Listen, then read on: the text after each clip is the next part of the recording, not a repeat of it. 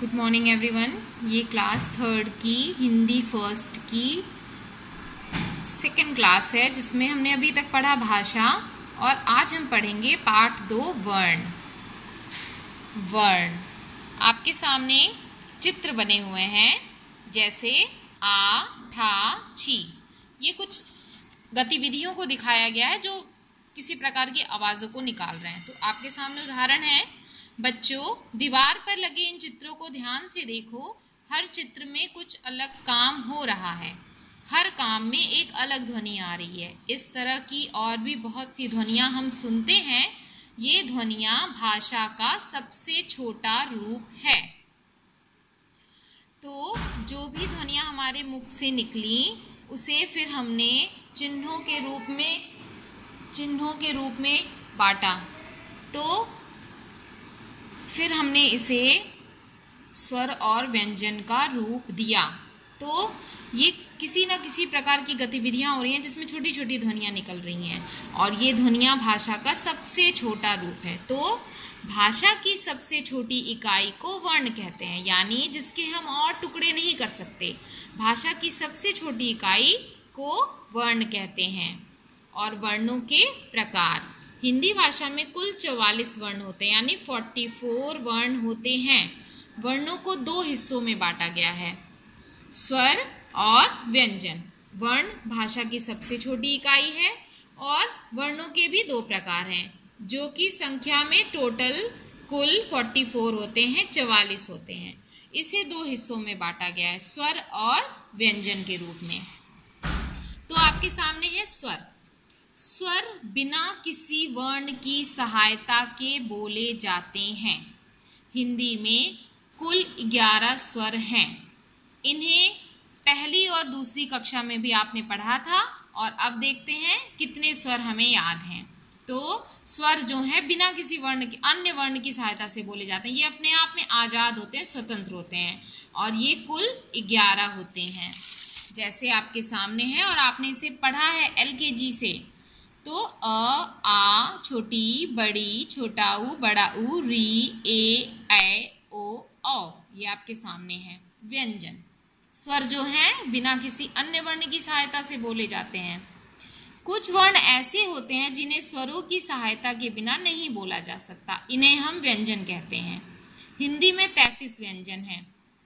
तो स्वर जो हैं वो स्वतंत्र होते हैं, उसके प्रयोग के लिए किसी अन्य वर्ण की सहायता नहीं लेनी पड़ती। पर व्यंजन जो हैं वो बिना स्वरों की सहायता के नहीं बोले जा सकते हैं। आपके सामने ये 33 व्यंजन हैं। क, ख, ग, घ, अंग, च, छ, ज, झ, इया, ट, ठ, ड, ढ, अड़ा, त, थ, द, ध, न, प, फ, ब, भ, म, य, र, ल, व, श, स, और ह, जिसे आपने एक बार फिर से देखा। तो यहाँ अमित एक क्वेश्चन कर रहे हैं कि व्यंजनों को स्वरों की सहायता के बिना नहीं बोल सकते, वह कैसे। तो अध्यापिका बता रही हैं कि मेरे बोलने पर ध्यान दो। क, जब मैंने क कहा तो उसमें अ का भी स्वर आता है, अर्थात क इज इक्वल टू क प्लस अ, यानी हर एक व्यंजन में स्वर छिपा हुआ है। क, जब हम क बोलेंगे और आप भी बोल के देखिए तो ये बिना अ की सहायता से आप नहीं बोल सकते हैं। क के नीचे आपने ये कैसी लाइन लगाई है, ये जो लाइन आप देख रहे हैं क के नीचे, ये कैसी लाइन है। तो इसे हम हलंत कहते हैं। हलंत का अर्थ ये होता है कि जब किसी भी व्यंजन के नीचे इसका प्रयोग कर रहे हैं तो ये समझ जाना चाहिए कि ये बिना स्वर की सहायता के बोला या लिखा जा रहा है। किसी भी व्यंजन को स्वर के बिना बोलना हो तो उसमें ये चिन्ह लगाया जाता है। इस चिन्ह को लगाने से व्यंजन स्वर रहित हो जाता है, अर्थात स्वर रहित व्यंजन लिखने के लिए हलंत का प्रयोग किया जाता है। जब हम कोई भी व्यंजन बिना स्वर के बोलेंगे या लिखेंगे तो उसके नीचे हम हलंत का प्रयोग करेंगे। ये इस प्रकार से चिन्ह के रूप में लगाया जाता है जिससे आपको ये समझ में आ जाएगा कि यह व्यंजन स्वर रहित है, अर्थात इसमें अ नहीं छिपा हुआ, इसमें अ का प्रयोग नहीं किया गया है। वर्णमाला, वर्णमाला अर्थात स्वर और व्यंजन से मिलकर जो माला बनती है उसे वर्णमाला कहते हैं।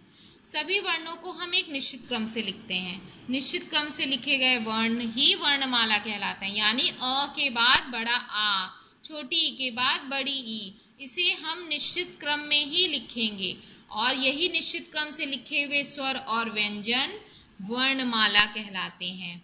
प्रत्येक भाषा के अपने वर्ण होते हैं। अंग्रेजी के वर्णों को अल्फाबेट और हिंदी के वर्णों को वर्णमाला कहते हैं। हिंदी वर्णमाला में कुछ और वर्ण भी होते हैं, जैसे अंग, अह, ड़, ढ, छ, त्र, ज्ञ, श्र, जिसको हम उस 11 और 33 की संख्या में नहीं गिनते हैं, पर इनका प्रयोग भी होता है। कल मैं आपको वर्णमाला और संयुक्त व्यंजन के बारे में समझाऊंगी और अभ्यास कार्यों को करवाऊंगी। Thank you.